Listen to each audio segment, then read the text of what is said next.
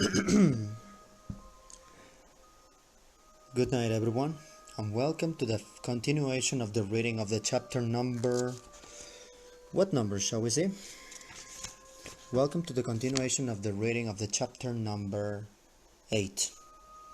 Chapter number 8 of the book The Long Walk, written by Stephen King under the pseudonym of Richard Bachman. In the last recording, we stayed in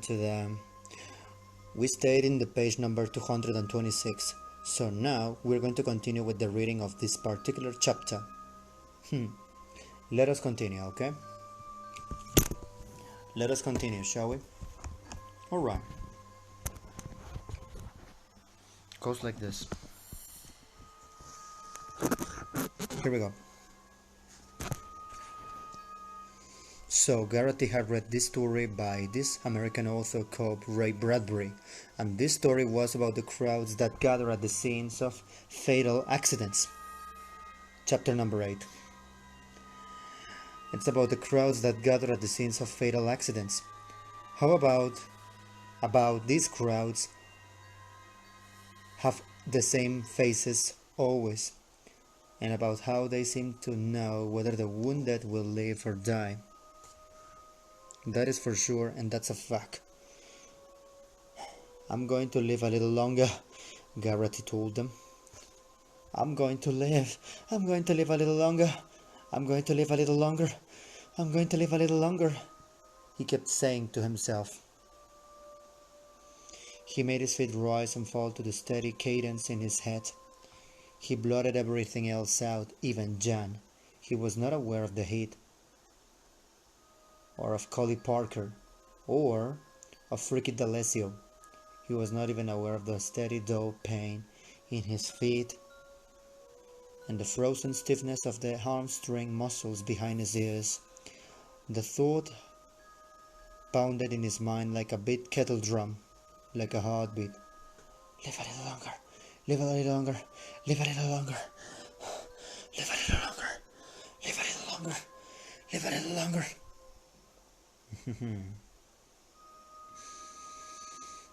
It kept repeating it until the words themselves became meaningless and signified nothing.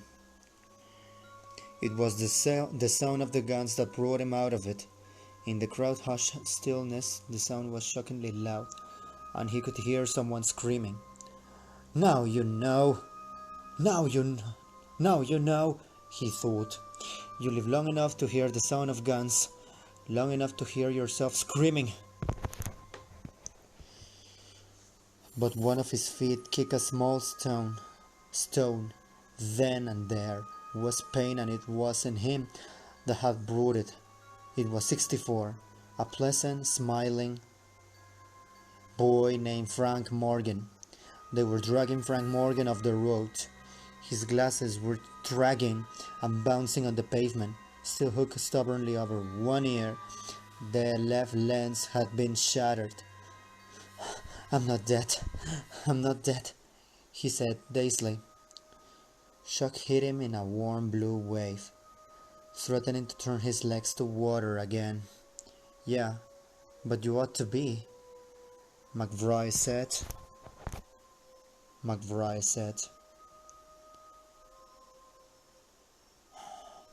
You save him, Olson said, turning it into a curse. You save him! Why did you do that?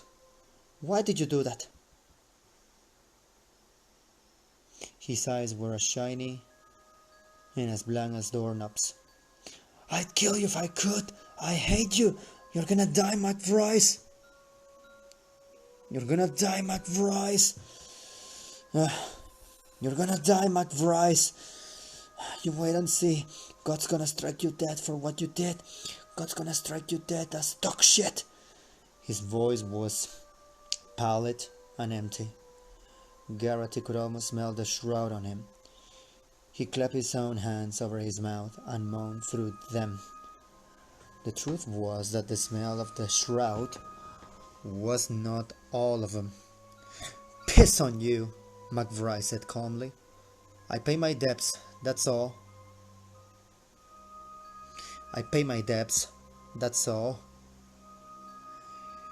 He looked at Garrity.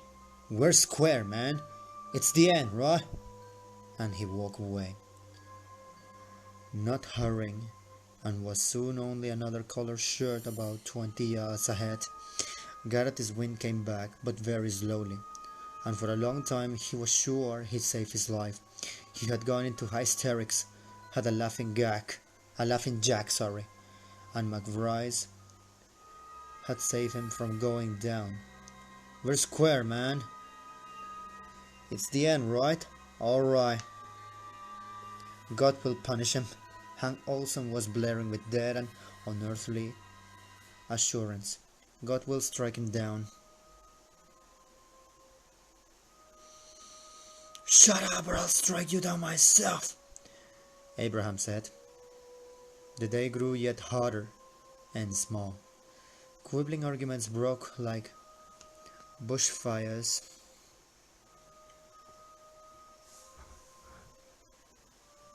They broke like bushfires. They broke like bushfires.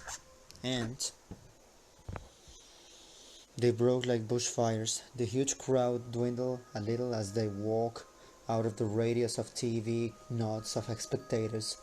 The crowd had come now, and the crowd was here to stay. Oh yeah, indeed they were here to stay. I'm sure they were. Now,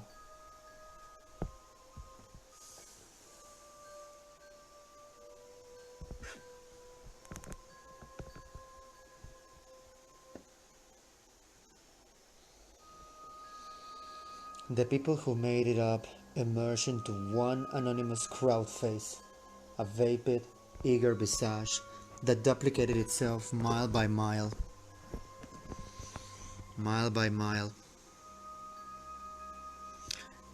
It peopled doorsteps, lawns, driveways, picnic areas, gas station tarmacs, while enterprising owners had charged admission, and in the next town they passed through both sides of the streets and the parking lot of the town supermarket. The crowds faced mock and gibbered and cheered, but always remained essentially the same. It watched voraciously as a white man squatted to make his bowels work. Men, women, and children. The crowd face was always the same, and Garrity got tired of it quickly. He wanted to thank McBride, but somehow doubted that McBride wanted to be thanked. He could see him up ahead, walking behind Barkovich. McBride was staring intently at Barkovich's neck. 9:30 came and passed. The crowd seemed to intensify the heat, and Garrity unbuttoned his shirt to just above the belt buckle. He wondered if Freaky D'Alessio had known he was going to buy a ticket before he did. He supposed that knowing wouldn't have really changed things for him, one way or the other. The road inclined steeply. The crowd fell away momentarily as they climbed up and over 4 seats of East and West Railroad tracks that ran below, glittering hotly in their bed of cinders. At the top, as they crossed the wooden bridge, Garrity could see another belt of woods ahead. As the build-up, almost suburban area through which they had just passed to the right and left. Garrity could see another belt of woods ahead, and the build-up, almost suburban area through which they had just passed to the right and left. A cool breeze played over his sweaty skin, making him shiver. Scrum sneezed sharply 3 times. I am getting a cold, he announced disgustedly. That'll take the starch right out of you. Pearson said. That one's a bitch. I just have to work harder, Scrum said. You must be made of steel, Pearson said. If I had a cold, I think I'd roll over and die. That's how a little energy I've got left. Well, roll over and die now. Roll over and die now. Save some energy. Barkovich yelled back. Shut up and keep walking, killer. McBride said immediately. Barkovich looked around at them. Then he said, Why don't you get off my back, McBride? Go walk somewhere else. Huh, it's a free road, man. I'll walk where I damn please. Huh, it's a free road, man. I'll walk where I damn well please. And Barkovich hawked, spat, and dismissed him. Garrity opened one of his food containers and began to eat cream cheese and crackers. Garrity opened one of his food containers and began to eat cream cheese on crackers. His stomach growled bitterly at the first bite, and he had to fight himself to keep from woofing everything.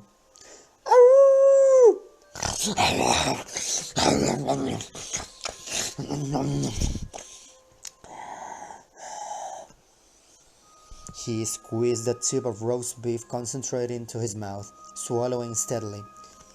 He washed it down with water and they made himself stop there. Then they walked by a lumber yard where men stood atop of stacks of planks. They walked by a lumber yard where men stood atop stacks of planks, silhouetted against the sky like Indians, waving to them. They were waving to them. Then they were in the woods again, and silence seemed to fall with a crash. It was not silence, of course. It was not silent, of course. Walkers talked. The half-truck ground along mechanically. Somebody broke wind. Somebody laughed. Somebody behind Garrity made a hopeless little groaning sound.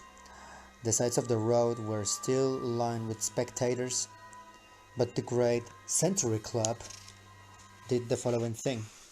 The Century Club crowd had disappeared and it seemed quiet by comparison. They sure were. They were totally sure by comparison. Hello, Johnny. Birds. Let's continue talking about the birds, shall we? Birds. Birds. Birds sang in the high-crowned trees. The furtive breeze now and then masked the heat of the moment or two. For a moment or two, sounding like a lost soul as it saw through the trees. A brown squirrel froze on a high branch, tail brushed out, black eyes brutally attentive, a knot caught between his rat-like front paws. He chittered at them, then scurried higher up and disappeared. A plane droned far away. I cannot make the sound of a squirrel. I apologize for that. So he began to drop back, very carefully. Just a little at a time.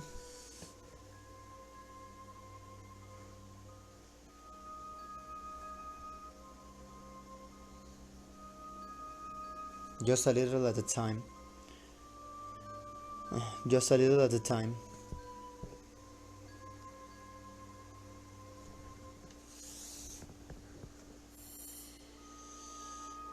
Again. Sorry. To Garrity it seemed that everyone was deliberately giving him the silent treatment. McBride was still walking behind Barkovich. Person and Baker were talking about chess. Abraham was eating noisily and wiping his hands on his skirt. Scram, good old Scram, had torn off a piece of his t-shirt and was using it as a hanky. Collie Parker was swapping girls with Wyman and Olsen, but he didn't even want to look at Olsen, of course not, who seemed to want to implicate everyone else as an accessory in his own approaching death. So he began to drop back, very carefully, just a little at a time. very mindful of these 3 warnings, until he was in step with Stebbins. The purple pants were dusty now. There were dark circles of sweat under the armpits of the chambray shirt.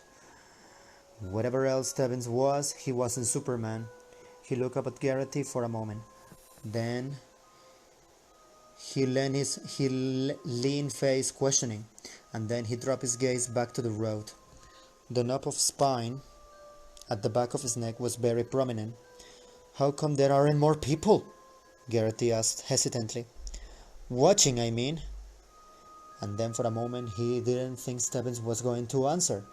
But finally he looked up again, brushed the hair off his forehead and replied, "Huh, there will be, man. Wait a while. They'll be sitting on roofs 3 deep to look at you." "But somebody said there was billions bet on this. You think they'd be lined up 3 deep on whole day, right? That there'd be a TV coverage and..." "Nah, it's discouraged." "Why?" "Why ask me?" "Because you know," Garrity said, exasperated. "Really, man? How do I know?" "How do I know?" "Jesus, you remind me of the caterpillar in Alice in Wonderland sometimes," Garrity said. "Don't you ever just talk?" How long would you last with someone screaming at you from both sides? The body odor alone would be enough to drive you insane after a while. It would be like walking 300 miles through Times Square or New Year's Eve. But they do let them watch, don't they? Someone said it was one big crowd from Old Town on. Well, guess what? I'm not the caterpillar anyway. I'm more the white rabbit type, don't you think? Except I left my gold watch at home, and no one has invited me to tea. At least, to the best of my knowledge, no one has.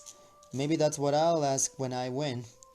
When they ask me what I want for my prize, I'll say, "Why, I would like to be invited home for tea," Stebbins said with a small, somehow secretive smile. Secretive. "God damn it," Garrett expressed.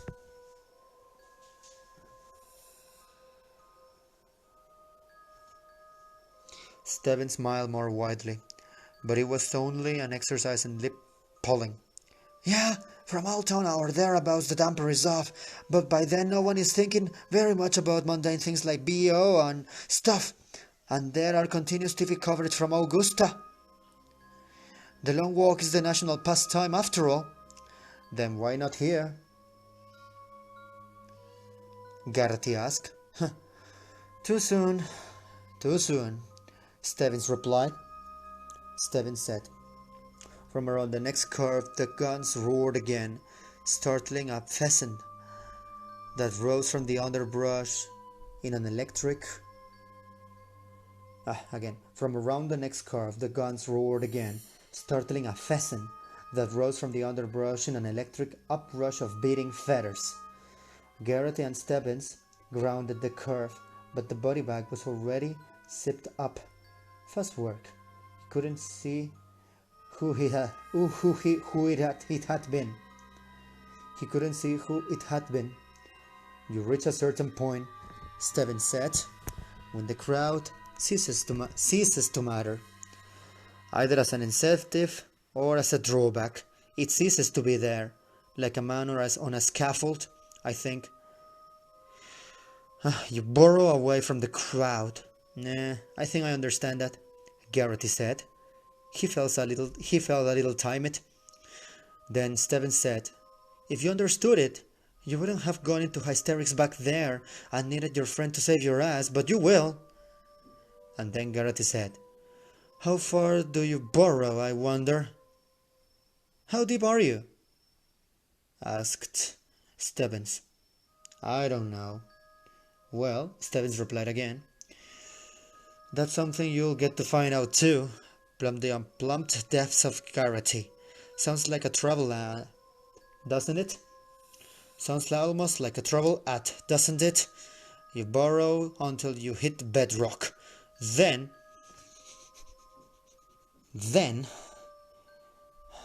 Then you buy out. That's my idea. Let's hear yours. Garrity said nothing. Right at present, he had no ideas. And so the walk went on. The walk went on. The walk went on. The heat went on. The sun hung suspended just above the line of trees the road cuts its way through. The shadows were stubby dwarfs. Around 10 o'clock, one of the soldiers disappeared through the back hatch of the... Around 10 o'clock, one of the soldiers disappeared through the back hatch of the half-track and reappeared with a long pole. The upper two-thirds of the pole was shrouded in cloth. He closed the hatch and dropped the end of the pole into a slot in the metal. He reached under the cloth and did something. Fiddled something, probably a stud. A moment later, a large, dawn-colored sun umbrella popped up. It shaded most of the half-metal surface. He and the other two soldiers, currently on duty, sat cross-legged in the army's drab parasol shade. Somebody screamed from the back. "You rotten son of a bitches! My price is gonna be your public castration!" Some soldiers did not seem exactly struck to the heart with terror at the thought. They continued to scan the walkers with their blank eyes, referring occasionally to their computerized console. They probably take this out on their wives. When it's over, of course, said Garrity.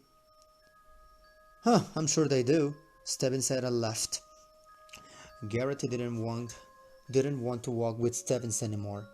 Not right now, at least. Stebbins made him uneasy. He could only take Stebbins in small doses. He walked faster, leaving Stebbins by himself again. 10:02. In 23 minutes he could drop a warning, but for now he was still walking with 3. It didn't scare him the way... It didn't scare him the way he had thought it would. There was still the unshakable, blind assurances that this organism, Ray Garrity, could not die. The others could die, of course. They were extras in the movie of his life. But not Ray Garrity, star of that long-running hit film, The Ray Garrity Story. Maybe he would eventually come to understand the untruth of that emotionally as well as intellectually. Maybe that was the final depth of which Stebbins had spoken. It was a shivery, unwelcome thought. Without realizing it, he had walked 3/4 of the way through the pack.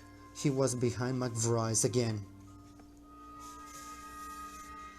There were 3 of them in a fatigue-ridden conga line. Barkovich at the front, still trying to look cocky but flanking a bit around the edges. McBride with his head slumped, hands half clenched, favoring his left foot a little now, and bringing up the rear, the star of the Garrity story himself. "And how do I look?" he wondered. He rubbed a hand on the side of his cheek and listened to the rasp of his hand make against his light beard stubble. Probably he didn't look at all snappy himself. He stepped up his pace a little more until he was walking abreast of McBride, who looked over briefly and then back at Barkovich. His eyes were dark and hard to read.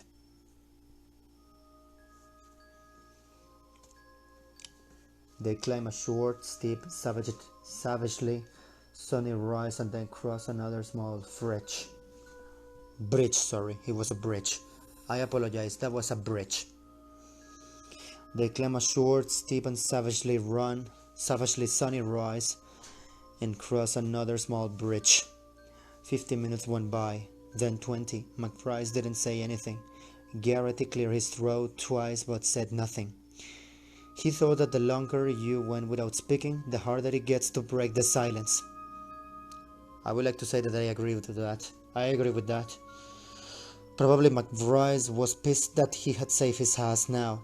Probably McBride had repented of it. That made Garrity's stomach quiver emptily. It was all hopeless and stupid and pointless. Most of all, so goddamn pointless, it was really pitiful. He opened his mouth to tell McBride that, but before he could, McBride spoke.